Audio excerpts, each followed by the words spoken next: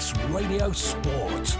A very good evening and welcome to Friday Sport Preview on Manx Radio. Rob Pritchard and the team with you once more for the next hour to take a look ahead to the sporting action on Ireland beyond this weekend. So, coming up tonight, two Premier League sides have the chance to go top in Manx football this weekend. We'll also be hearing from the man at the helm of Union Mills to discuss the side's positive start to their latest campaign in the top flight. After another 3 busy weeks on the road, FC Isle of Man returned to the Bowl in good form to host the NWCFL Premier Division leaders. In rugby, the English Club Championship's on a break, all eyes on Southern Nomads and Western Vikings, and for the first time this season, return to cup competition in Manx hockey. That's all to come this evening.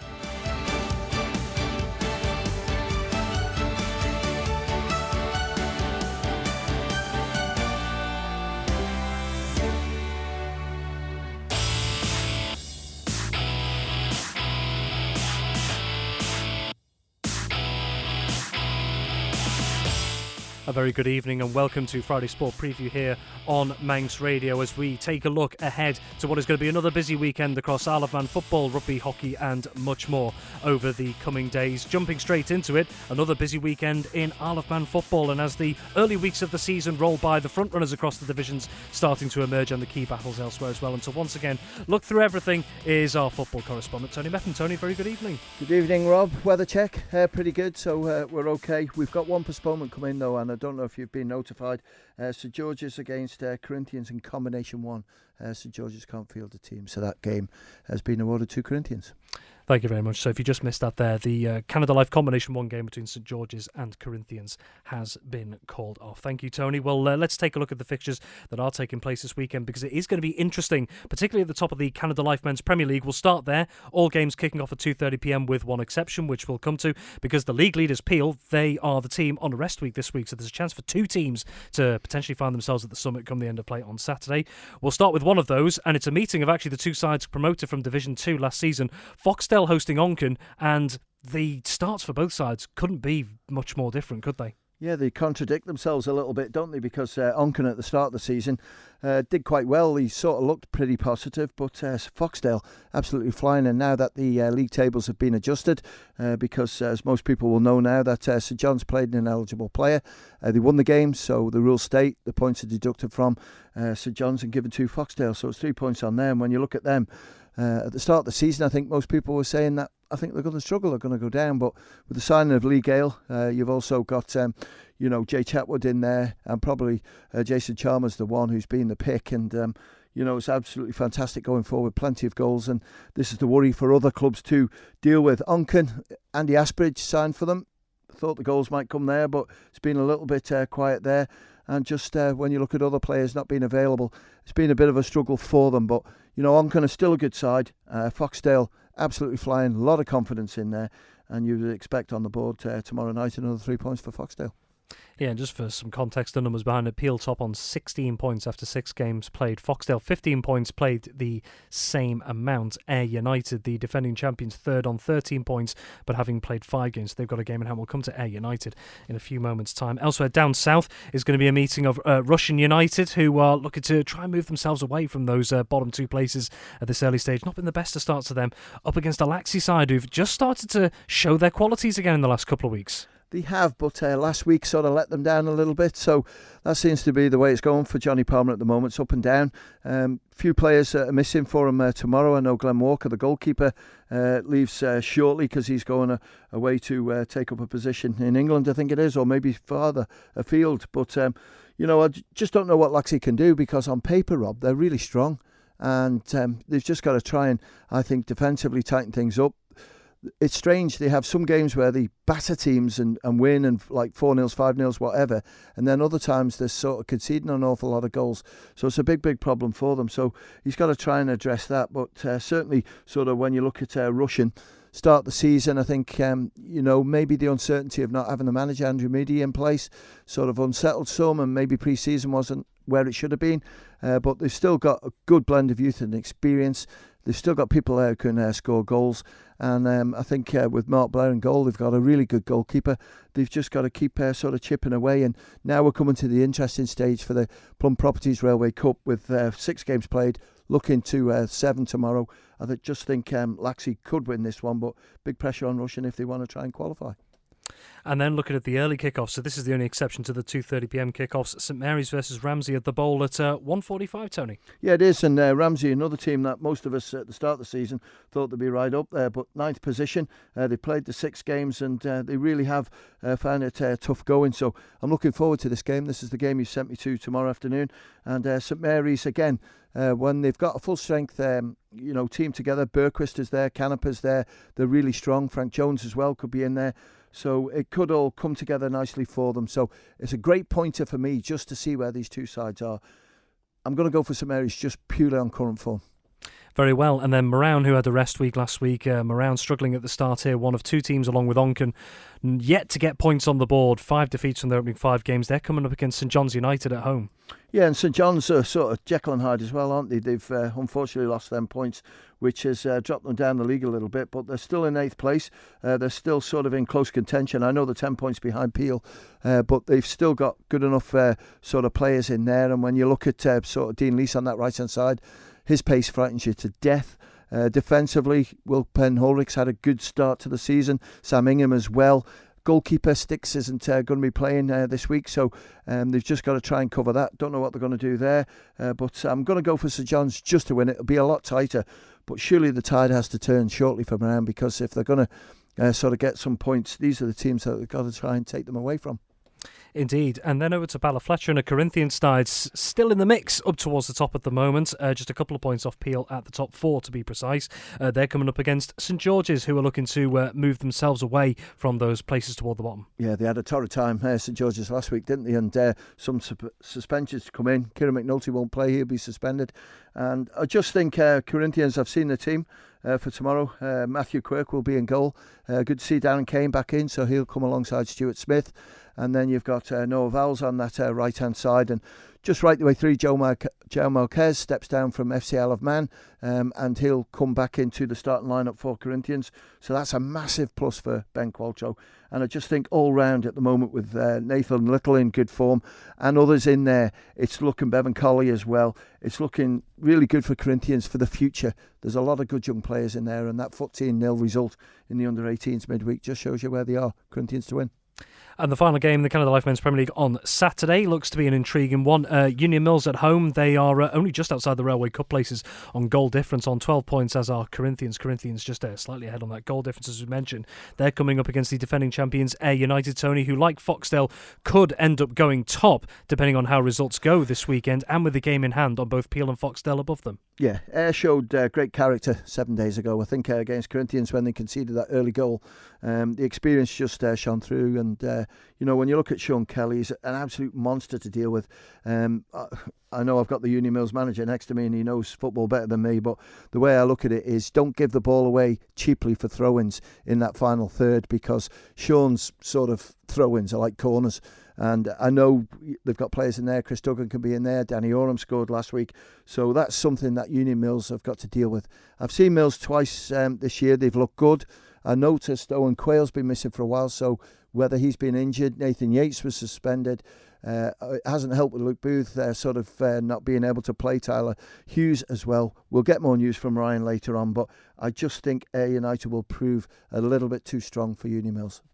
And we will be hearing, as Tony's just alluded to there, from the Union Mills boss in the next few minutes. Well, we're going to take a look elsewhere. Ardern and Drug Unlimited Division 2, 5 games this weekend. One that stands out, Tony, is a meeting of second versus third Michael United. Great start to the season from them, scoring goals for fun at times, up against the Douglas High School Old Boys side, who held the league leaders Braddon to a thrilling 4-4 draw that you watched last weekend. Thoroughly enjoyed that 7 days ago, and fair play to Douglas High School Old Boys, because they were 3-1 down. And then he made it 3-2, then they got 3-3, then 4-3 down, and then 4-4 at the end, and thoroughly deserved. They competed really well. They've got some really good young players there, but I would say they've just got to pipe it down a little bit, because otherwise they're going to find themselves possibly getting sent off. I don't mean red cards, but just bookings, just them challenges. You get 2 bookings, you're off. So they've got to try and sort of correct that one. But no, I really enjoyed the game, and what a great game this is going to be. Pity it's at Michael. If it was at Blackberry Lane, we could have covered this. But Michael United scoring goals for fun. Second place in the league. Similar sort of position to a year ago, Rob, where Michael were right in the mix, weren't they? And then it all just went a little bit pear-shaped for them. But Liam Kane's, main striker for them, and just right the way through the team. A lot of grit and determination. But I just think Old Boys might just sneak it the way that they push forward, and certainly with Robbie Ward in there, his experience, it looks good. And taking a look at the other 4 games in Ardern and Drugger Limited Division 2 tomorrow, well, Braddon, the league leaders, who, as we've mentioned, level on points after 6 games with Michael United at the moment on 13. They're going to be hosting Maloo, and then elsewhere we've got Castletown versus Governors Athletic, Ramsey Youth Centre and Old Boys versus Douglas and District, and Colby will be hosting Pulrose United. Yeah, Castletown against Governors. You have to go with Castletown. See what sort of team they've got out there. Ramsey Youth Centre against Douglas and District. You look at the league table, D&D at the bottom. Ramsey Youth Centre, tough game at the start of the season, but since then, be scoring goals. So I'll go with Ramsey Youth Centre. Braddon against Maloo. I've seen enough. Braddon are going to be there at the end of the season, Rob, to compete with the top 3, top 4. So they're looking to get promotion. Will Smith's teams look strong, and they want to get back in the Premier League. And Colby against Pulrose. Colby, 4th in the league, looking pretty good as well. They've got some good players in there scoring goals. So I just think Colby will prove too strong for Pully. And just before we move on as well, if you're talking about teams toward the top, and obviously nothing is said and done at this stage, but Braddon first and Michael United in second, their goal difference as well, much higher than the teams around them there. Braddon currently on plus 23, Michael United on plus 21, the nearest to them, Douglas High School Old Boys plus 11. Yeah, and I think Old Boys will build on that. Once they come against the teams that didn't get a few goals, it'll be great. But I just like the style of Michael. I just think the way they've sort of regrouped, because they had a couple of sticky fixtures, but now they're back on track. Let's take a quick look through the Combination League, starting off with Canada Life Combination 1. If you missed it a moment ago, as Tony Mepham confirmed to us, St George's versus Corinthians. That game has been called off. St George's unable to field a team this weekend, so that game is off. Elsewhere, though, 5 more games in Canada Life Combination 1. Tony will go through them in just a moment. Onken and Russian United tied at the top on 15 points, both with 100% records. Your thoughts on this weekend's fixtures there? Okay, Onken against Foxdale. Onken, as you say, promoted side, and the combination came up with them, and they won Combination 2 last season. But against Foxdale bottom of the league, you go for Onken in that. Russian United are always there or thereabouts, aren't they? And again, they're proving that, so I think they'll beat Laxey. Ramsey against St Mary's. Ramsey, good result last week, but St Mary's have got a good, strong squad. I'll go for Ramsey. St John's against Moran. I thought Moran, they've got a good band of young players in there, but St John's, again, Jekyll and Hyde, win, lose, no consistency in there. Corinthians obviously being one of the 3 points, and Ayr United against Union Mills. Ayr United 5th in the league and Union Mills just in 8th. I have to go with Ayr to take the points there. And last but certainly not least, on Saturday, 5 games in Ardern and Drugger Limited Combination 2. Governors Athletic against Castletown. I'm going to go with Governors to take the result here. Douglas Royal against Douglas Athletic. Douglas Athletic looking a little bit strong in this league, so go with Athletic. Douglas and District against Ramsey Youth Centre, and Old Boys go for Ramsey Youth Centre and Old Boys. Old Boys against Michael. Old Boys fancy their chances for winning this league title, so I'll go with Old Boys to beat Michael. And Pulrose United against Colby. I go with Colby. And just very quickly looking into Sunday, the 2 games in the Canada Life Women's League kicking off at 2 o'clock. Well, Corinthians, who got that huge win against title rivals and defending champions Peel last weekend. Peel with a rest week. Corinthians have the chance to extend their lead at the top. They're at home to Douglas Royal, whilst Maloo host Onken. Yeah, I know we're struggling for time, but just a quick one, Rob. I watched that Corinthians Peel game at Peel. It was a fantastic game of football to watch. Peel competed really well, but Corinthians were just too strong. They were brilliant right the way through the whole team, and it was a great advert for women's football. But Corinthians against Royal. Hopefully Royals are okay for a team, but you expect Corinthians to win that. And Maloo against Onken. Maloo have looked good this season. Onken, 1 or 2 key players missing. I think Maloo have got a good chance here, and I'm going to tip them just to take it. Very well. Well, Tony, we'll come back to you in just a moment, but we did mention before that we have another guest with us here live on Friday Sport Preview this week. He's overseeing what's been a very positive start so far for Union Mills in the top white flight, 4 wins from their opening 6 games and firmly in contention as it stands for potentially a place in the Plum Properties Railway Cup coming towards the end of the calendar year. So we are now joined by Union Mills first team coach Ryan Kelly. Ryan, good evening. Good evening. How are you, Robin? Right? Very well, thanks. Thank you very much for joining us. Now, very quickly, very generally to start with as well, 4 wins from the opening 6 games, Union Mills this season. How would you assess your side's start to the campaign so far? I think it's been positive. As a manager, I think it should be more than where we're at. I do think we should be 5. I think Laxey dominated us. No 2 ways about it. They beat us 5-0. It was convincing. We got, obviously, Nay Yates got sent off, but we were comfortable 2-0 up against St John's at half time. that you were down at, Meps. We were very comfortable at half time, and then a couple of really bad defensive errors in the second half brought it back to 2-2. And even when it was 2-2, I thought we should have maybe nabbed another one or two. Just wasn't our day. They went through. Cal Taggart had a really good individual goal, and you just got to take your hat off when the moments happen. So ended up losing that game as well, but I feel like we should have won that, but we didn't, did we? So, but really, really positive all in all. Yeah. But just on that point there, like you say, there's maybe just a couple of bits missing in certain games, but do you feel largely the foundations are there to have a good season? Yeah, I think to have a good season overall, we've got a really good blend in the youth, and the more senior lads, the likes of Jordan Crawley, Nate Yates, Owen, and such on, are now in that senior category where they were the junior category when we were all there still at Mills. And they're taking them really well to like being the senior figures in the team. And then obviously when you've got Tyler, etc., Matthew Milligan coming through as well, we've got a really good blend of youth. And just on the personnel as well, you mentioned that obviously Tyler Hughes and Luke Booth, who've also been in and out of the FC Alaman setup this season as well, but other players come into the fore, and I know Tony Meppen pointed him out a couple of times last year, the goalkeeper, Mason Prince as well, for some of his performances as well. So even if you've got players that may have other commitments outside of Union Mills, do you still feel that you've got the quality in there to adapt? Yeah. Obviously, you've highlighted on Mason. I'm not going to talk too much on him because his head's big enough as it is. So we're not going to talk much about that, but he's definitely come on leaps and bounds anyway from where he was. But yeah, I think the signing of Dom coming in from Royals is a really big signing. He was one of the lads that I wanted to pick up the start. We've obviously brought Joe Quayle in as well, which is a really good signing.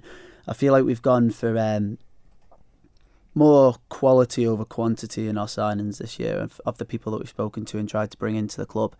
And that's kind of the route that we're going down at the minute because we do want to progress. I feel like the foundations are there in large, just one or two little tweaks, and I don't see why we can't be competing towards the top of the league for years to come.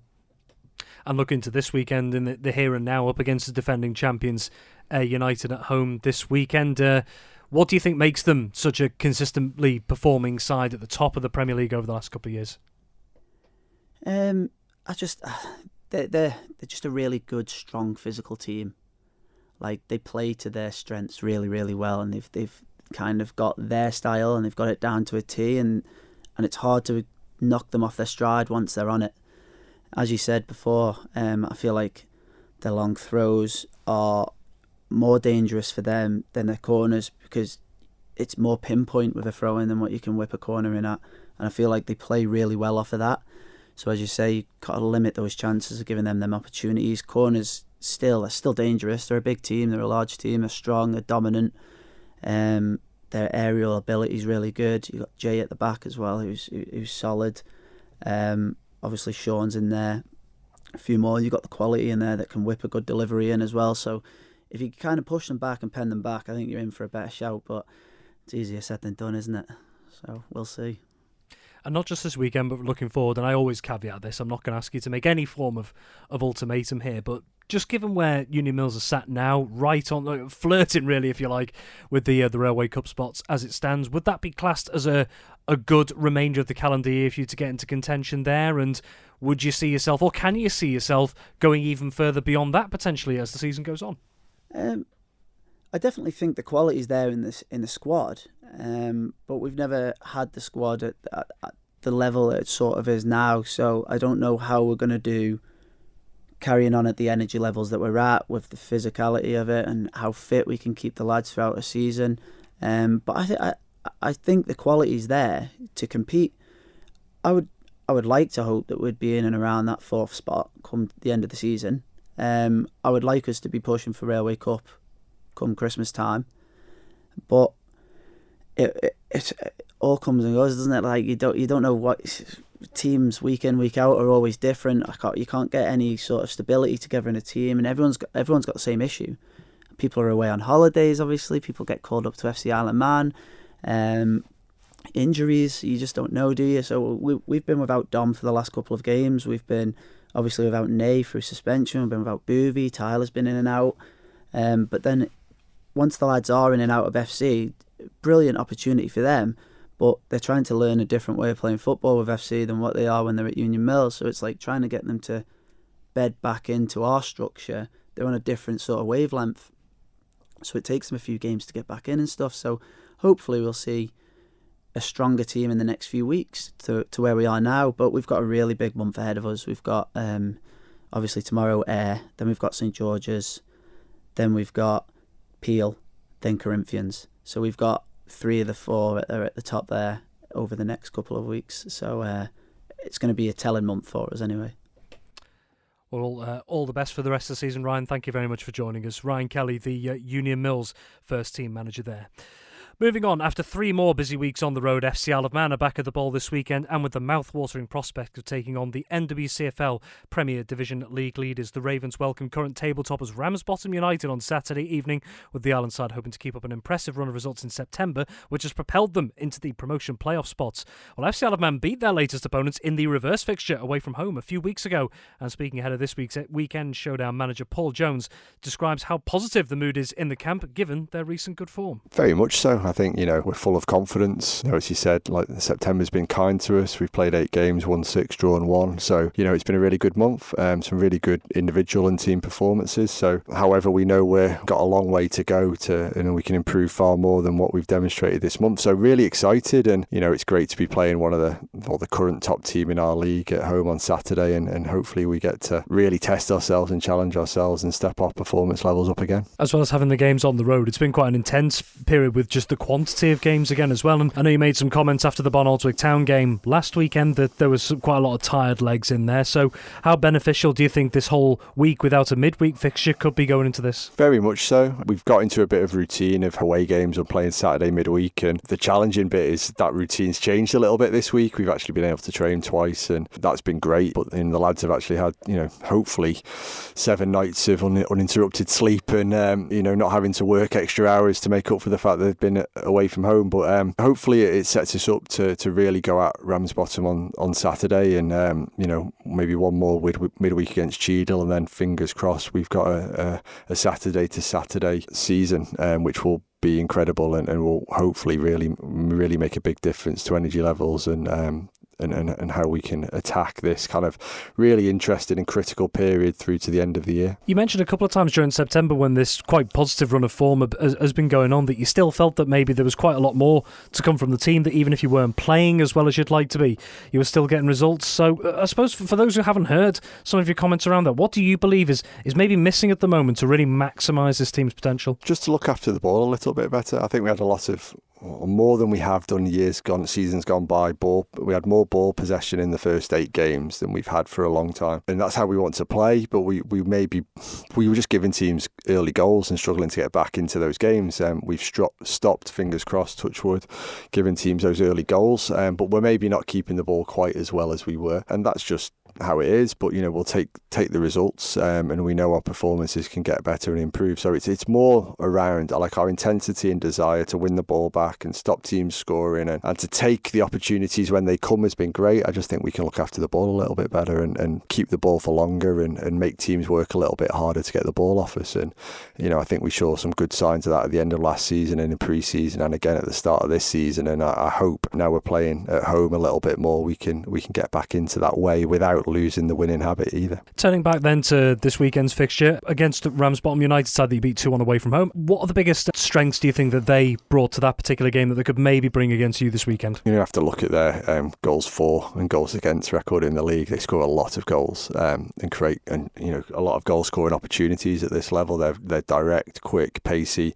on the front foot, and I thought we dealt with that reasonably well considering the group that we had out at the time. So I don't think they've lost since they've played us. They've almost taken that as a bit of a kick in the backside and really pushed on again. So I'm sure they're going to be out for revenge and really make sure that it's a difficult night for us, and we've got to be ready to match their intensity first and foremost, deal with the the first phase and second phase, so first balls, second balls, and then we've got more than enough to really trouble them in an attacking sense. So yeah, first and foremost, we have to match them. They're full of experienced players at this level and higher who have got physical qualities and attributes that can cause a lot of teams problems. What is the squad looking like this week? Will we expect to see maybe some of these newer faces in the squad getting more opportunities this weekend? Yeah, I think it'll be a nice mix this week. There's a few that have come back and been able to train twice this week and train well. So we've got an opportunity to bring some back in, but also some of those like your Tom Creers and Luke Booths and Ben Wassers and people like that have done exceptionally well and deserve to stay in the group and probably maintain their shirts in most cases. So we've got a good mix of people coming back looking to make a strong contribution, and others that are looking to kind of maintain their form, and some familiar faces will be back in the squad, and hopefully they'll people that come down, and we need big numbers down to really spur the lads on Saturday. Hopefully those that do will see these newer players to our group really excel against one of the best in the league. FC Isle of Man manager Paul Jones against his sides clash with Ramsbottom United, the NWCFL Premier Division League leaders, tomorrow night. And if you're not heading down to the Bowl to watch the game, we at Manx Radio have got you covered. Full live match commentary of FC Isle of Man versus Ramsbottom United from 6 o'clock on Manx Radio, DAB and AM 1368. We'd love you to join us. Well, very quickly before we let him go and back to his commitments across the weekend. Tony, FC Isle of Man, it's their first time back at home in 3 weeks. Paul Jones has talked in the last couple of weeks how it's maybe taken a little bit out of the players, all the travelling and a lot of commitments to do it, but they've still been picking up results. Brilliant results, Rob, and a lot of changes in the squad as well, which helps things, I think. Yeah, you're right with the travel because it's awful sort of time to start in the morning and then when getting back late at night, but the players that have come in have been superb. So Paul's got a big problem when the sort of more experienced players come back in, and when you look at Dean Pennington, Sean Doyle, they're ones that you put down on your team sheet first, but defensively they look strong. Adam Killia's been in great form in goal, and I'm really looking forward to it. And anyone who's looking for something to do, because I've been working with quite a few people today, I said get yourself down tomorrow, because they're the league leaders, Ramsbottom against FC Isle of Man, who are banging form in 5th place. That'll make for a good game of football, and let's face it, the supporters always welcomed by Paul Jones and the team down there. What a great setting. There's food, drink, and you can sit hopefully out of the bad weather conditions if they come. But it's a good night when you see these top teams coming over at the Isle of Man, and worthy of support. I really do think so.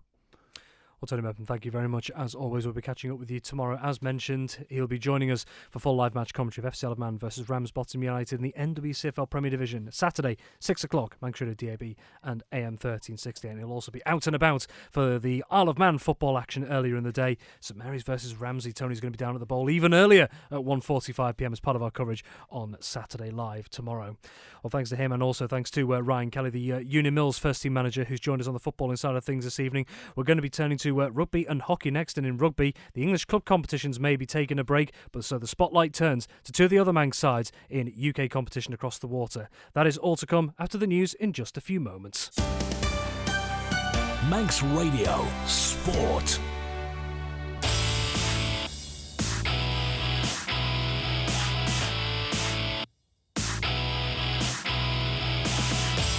Welcome back to the latest edition of Friday Sport Preview here on Manx Radio. Moving on from the footballing side of things to rugby, and much of the focus in terms of competitive competition at the start of the season has been on Douglas in the Regional 2 Northwest, Vagabonds Men in Counties 3 ADM Lancashire Cheshire, and also Vagabonds Ladies in their latest league journey as well. However, with the English clubs competitions on a bit of a rest week this weekend, the spotlight turns to two other Manx sides looking to try and make an impression across the water this weekend. To go it all through it all with us, I should say, is a man who knows plenty about what's going to be going on this weekend. He may not be in the studio, but he joins us from elsewhere. It's our rugby correspondent, Dave Christian. Dave, very good evening. Yeah, good evening, Rob. I think probably the easiest way to start is to say that it's not cup weekend for everybody.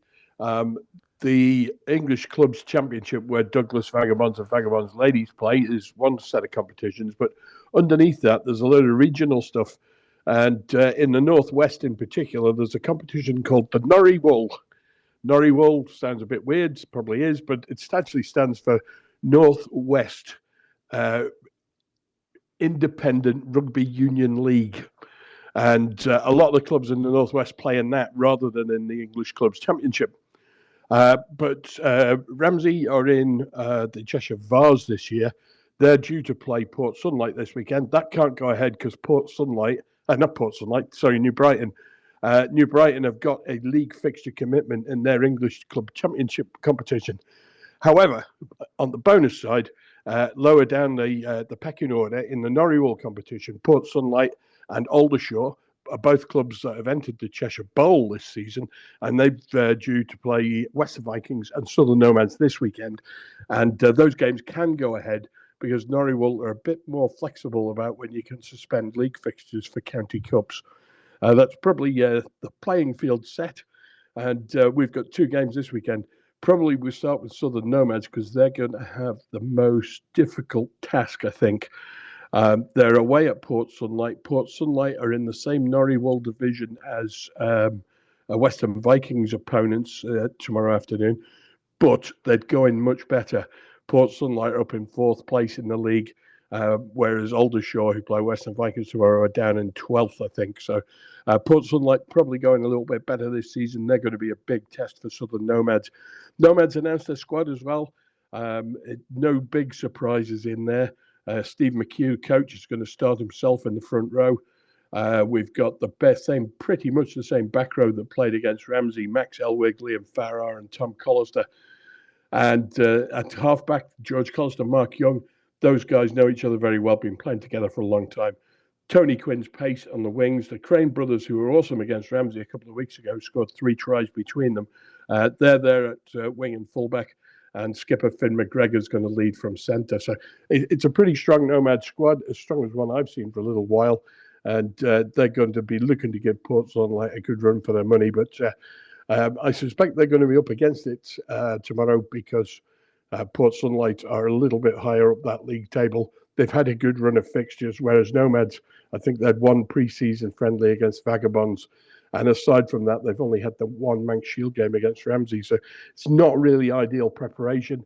I know at Isle of Man domestic rugby is where it is, and you can't really apportion any blame to that. It's the post-COVID new landscape that we found ourselves in, but it has left Southern Nomads and Ramsey and Western Vikings, for that matter, in a very difficult position going into competitive matches against teams that are perhaps playing regularly week in, week out. It's going to make life very tough.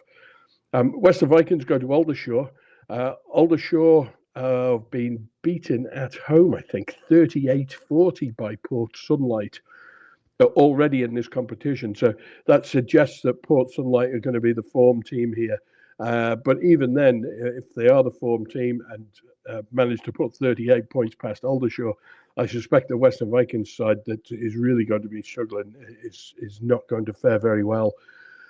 They haven't had any fixtures yet this season.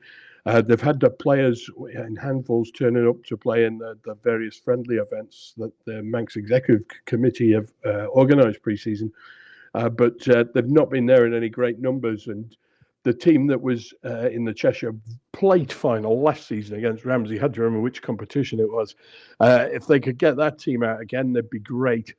But, and it's a big but, we've seen a little bit of player drift already.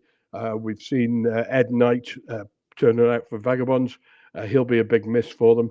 But Harry Goodwin's still there. He's a competitive player in either the front row, second row, or back row. He'll give you his all, and he can kick goals as well, which is rather unusual for a forward. So if we can find another 14 Harrys, they might be in with a chance. But I suspect, and I'm only guessing here, I suspect that Aldershot are going to be a little bit too strong for them.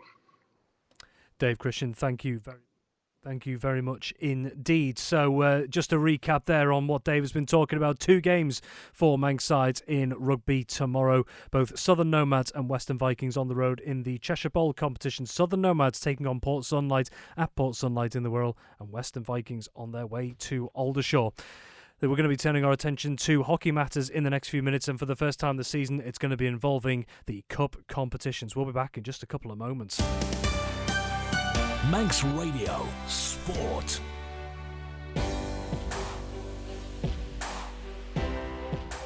Well, turning our attention now to hockey, and after so much focus in the last few weeks on the start of the 2024 Mixed League season across the divisions, that all stops for this weekend as the first round of the Mixed Cup competitions take place this Saturday. Games across the Mixed Cup, Mixed Plate and Mixed Bowl, as well as the latest fixtures league-wise in the Mixed Under-15s, proving yet another very tightly contested league indeed. And to go through everything as usual is our hockey correspondent Ben Cunningham. Ben, very good evening. Evening, Rob. Yeah, weather's looking good for tomorrow. The rain's going into Sunday, so hopefully some good weather conditions for some very interesting ties. Indeed, fingers crossed. Well, let's turn our attention then to the games taking place in the first round of the respective competitions. There will be 3 tomorrow in the Mixed Cup competition, all taking place at the NSC. We'll start with the early pushback there, and that's at 11:05, and that's going to see a Vikings B side who got their first league win of the season last weekend to get their first points up on the board, up against a Castletown Celts side that have had a positive start to their latest top flight campaign. Yeah, absolutely. I mean, Vikings B will be on a high for getting that win last weekend over Valkyries B. However, though, Castletown Celts have had a really good start to the season. They've only dropped a couple of points, so they're still in the running in the league. However, though, when you look at league form and the way that both teams have been playing, you look at Castletown Celts, who have only conceded 8 goals, whereas Vikings B have conceded 13.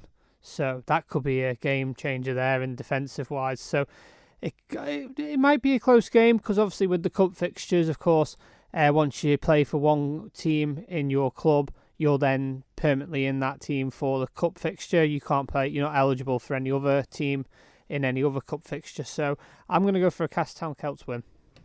And then at 12:35 at the NSC, Vikings A. Now, they're one of 3 teams in the league at the moment, still boasting perfect starts to the season with 4 wins in 4.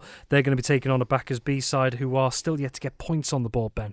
Yeah, absolutely. Backers B still looking for some points and desperately looking for a bit of good fortune in the cup. However, they've got a tough task against the Vikings A side, who will definitely want to be making sure that they're there on finals day. So I'm going to go for a Vikings A win.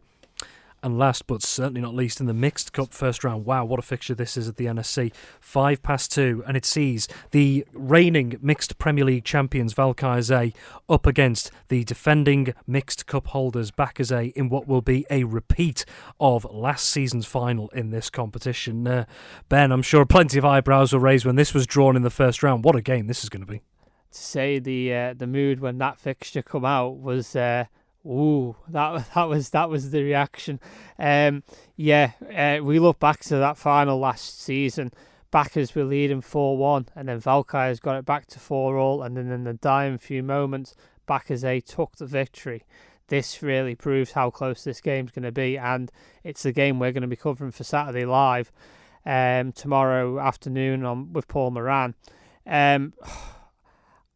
I'm on the fence here. I think this is going to go to penalty flicks. Just from a personal standpoint, I do not blame you for sitting on the fence on this one. It was too close to call between these two sides last season. And in terms of the league as well, these are the other 2 teams alongside Vikings A that have still got perfect starts in the league. 4 wins from 4. They're not going to want to give up their good starts, are they? No, absolutely. And I mean, you look at Backers. Backers have been scoring goals for fun, whereas Valkyries haven't. But then the last 2 games for Valkyries, they've only just got the victories. So hopefully it's not a sign that maybe they're struggling at the minute, maybe a few injuries creeping in.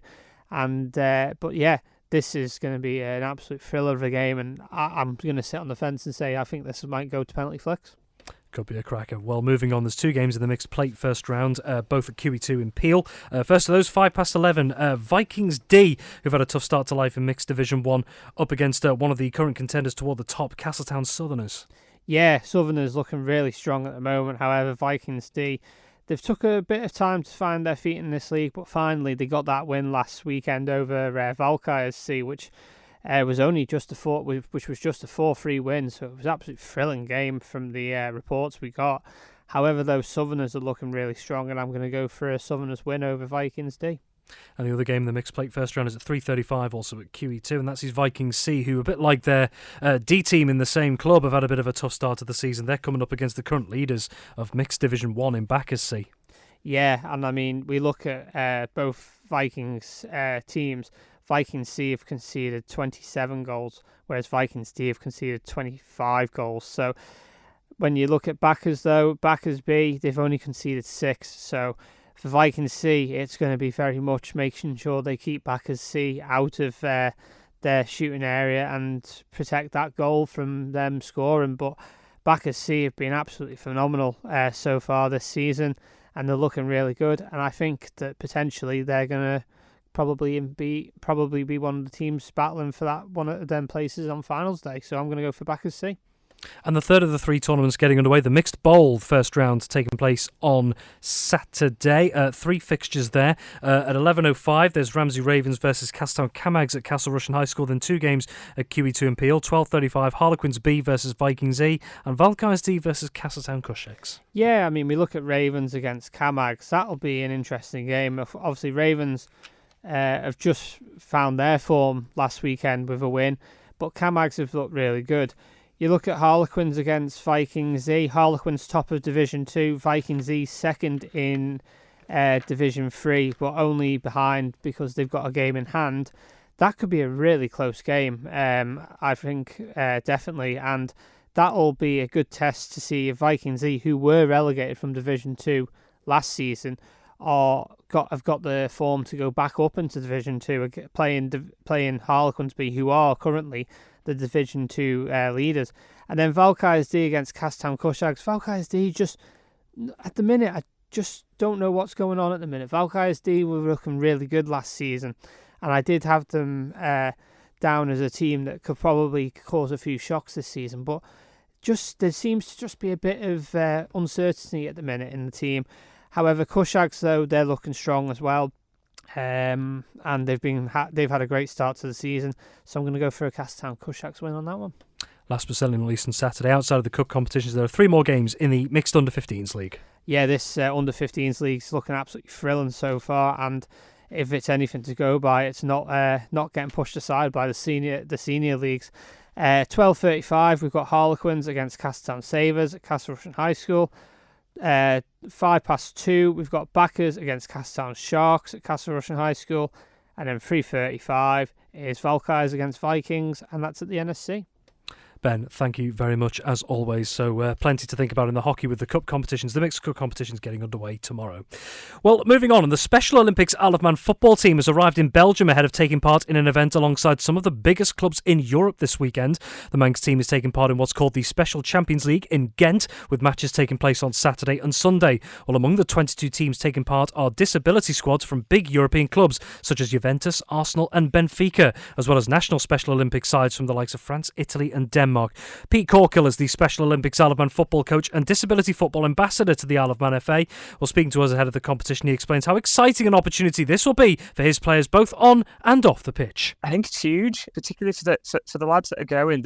There's a couple that are going that have never been away before. The youngest man I've got coming, he's only turning 15 the week after the tournament, so this will be the first time that he's representing the Isle of Man. And for him to be able to see the opportunities that are going to be in front of him representing his country for the years ahead by attending an event like this is going to be a massive motivation to him to stay involved with us and keep playing football for us, and to keep taking part. For the lads that have been coming for quite some time, they don't get that many opportunities to play other teams. So when we do go away, it's a brilliant thing for them to do, and it really sort of helps them develop both as footballers but as young men as well. They've made friends all over the world, and this event will be no different. I mean, there's so many teams going to this event, 22 participating teams. There's so many teams going that they're having to places in a number of different hotels, but there'll be lots of occasions where everybody comes together, and events like this, they really do feel like a festival of inclusivity and diversity. For the players, both on and off the pitch, with an event like this, what do you think are the biggest things that they're going to learn from this experience? I think learning to win together but also lose together. Things aren't always going to go to plan when we're actually playing in the games, and that's something that I've always tried to get through to them in training. Emotions can run high in a sport like football, and it's trying to encourage all of them to keep calm and keep their heads as much as possible. But aside from that, it's learning to go on holiday with their friends as well, and learning to get on with everybody, learning to be away from their parents, which is something that a lot of these young people have never had the opportunity to do before, but it's something that they very much embrace. I think the parents are a lot more nervous sometimes than the young people. world. I think they sort of love getting away, but I understand why it's a daunting thing for parents whose children have never been away before. But that opportunity to travel, that opportunity to meet people from all over the world, to make long-lasting friendships and connections with people that otherwise they would never have got the opportunity to meet. There are going to be some teams from some of the major European clubs out there as well. What do you think you can take away from what they might offer? I think it'll be a really interesting insight, to be honest. I mean, before I even got this invitation, I wasn't even aware that the likes of Juventus, Werder Bremen, had a disability side. So it will be quite fascinating to see the setup that they've got. The facilities that they use. We're not going to be able to quite mirror the facilities at Juventus on the Isle of Man as much as we'd like to try. But certainly in terms of the coaches regularly meet, and we make friends whenever we go away and keep in contact with people, and we can look at the different training drills that they've got in order to try and improve some of the practices that we've got with the lads. But then also it's about making connections and networking, and then that sort of helps us be invited to events in the future as well. And just finally, with all that we've spoken about there, if you had to sum it up in quite a concise way, what would be the most important things you want these players and this team to take from this competition? I want them to enjoy it. I want them to go away, really feel like they've sort of given everything, but also that they've taken away things that aren't just about the football. They've taken away the notion of being a team, both on and off the pitch, and getting on with each other. And those friendships developing just as much as the footballing results do as well. Manx Radio Sport. And finally this evening, tomorrow night sees some of the Isle of Man's rising talents in boxing taking on fellow prospects in the sport from the UK. New Horizon Boxing Club will take on a North West Region select team at the Palace Hotel in Douglas, with a series of bouts across different ages and abilities taking place. Well, this will be New Horizon's third ever show, and just over a year since they held their first event in September 2023. Ahead of Saturday, head coach John Kane explains how he thinks the club and its members have progressed over the last 18 months and what his competitors can expect tomorrow. Yeah. It's progression all the time. It's not just about growth, I feel, about the size. It's about experience, even within that group. So even if you had 8 boxers 18 months ago and you've still got them 8 or 10 boxers now, they're growing within themselves. So it's not just going from 8 to 10 boxers to 15, 20 boxers. The growth is within. That's the big growth. And they're all growing with experience, having regular bouts now on the island. That brings me on nicely to my next question, really, and it is about the sort of development of the athletes, the boxers that you've got under your coaching banner. As how much have they progressed, do you feel, in the last year or so? Oh yeah, some of them, obviously, everyone's different. Some of them quicker than others, and I think obviously we still try and get across to England when we can. But boxing on home soil in front of your family and friends, it's great. And the more bouts you have, the more experience, and the better you become. So yeah, it's all good. You've been in the boxing game for a while now. What has, I suppose, the last 12 to 18 months taught you as a coach as well? I suppose going back to grassroots. So a little bit about myself. I've been coaching on the Isle of Man for 27 years, and I got to an elite level where I was going to Commonwealth Games. I was head coach, team manager for 5 Commonwealth Games. I was also involved in England level. I've done England duties and also a regular up at GB, coaching alongside the coaches. So you get to that elite level and you sort of forget about the grassroots. So this is like bring me back down to ground. And to be fair, I've done all that. I've done all the travelling around the world, and I've settled down. I'm getting a little older, and it brought me back down to the level where starting just as important, grassroots level. Coming back to the show, what are the biggest things that these shows will teach these young boxers that you may not necessarily learn in the gym? Oh yeah, you can't replicate a bout. You can train all you want, and you can spar all you want. It's the nerves, isn't it? Especially for the young boxers. We've got 10 bouts on Saturday night, and we've got 4 skills bouts, and they're non-decision bouts. So it's a bout like everyone else. There's no decision at the end of it. These young lads or girls go in and they haven't got that pressure of winning and losing. And when you look at what's happening, let's say, off Ireland, we've got a number of fighters now in the professional game in the UK as well. You look at Matthew Rennie, Sam Rennie, Jamie Devine, Jay Burden. Are they an inspiration in any way to some of the young competitors that you've got at your club? Absolutely. A couple of them that you just mentioned, obviously, still got links with our club. Sam Rennie boxed for New Horizon, and when he's over, Matthew Rennie comes down to New Horizon, helps out a little bit, done a bit of coaching, chats to all the lads, and he's actually given me his England shirt when he first boxed for England, and I was in the corner with him, and his Commonwealth Games shirt when he won the silver medal in the Commonwealth Youth Games, along with some of the other boxers that represented the Isle of Man, so they're up on the wall in our gym. So that gives inspiration. Turning back then to the event itself this Saturday, what sort of test do you think that the competitors from the Isle of Man, from New Horizon, are going to face in the ring on Saturday? Oh yeah, it's really competitive England boxing. We bring the team over from the northwest of England, so made up of clubs in and around the northwest, Merseyside and Cheshire, also Manchester and Lancashire. So it's really competitive area, and boxing in England in general, in the UK, is very strong. Amateur boxing is very, very strong. So yeah, they'll get a tough test. But the matches, we do our best to match them fairly, and hopefully it'll be good, even bouts. John Kane, head coach of New Horizon Boxing Club there. And just a reminder as well, the tickets for tomorrow's show at the Palace Hotel have already sold out. So if you were interested in those, just a reminder, the tickets for that show at the Palace Hotel tomorrow night have already sold out.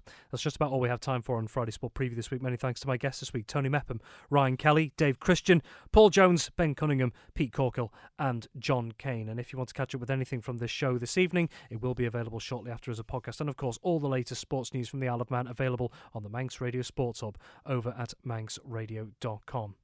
Well, have yourself a wonderful Friday evening, whatever you're doing, and have yourself a wonderful weekend as well. Chris Kinley is going to be here with you next. But from me until next time, bye for now.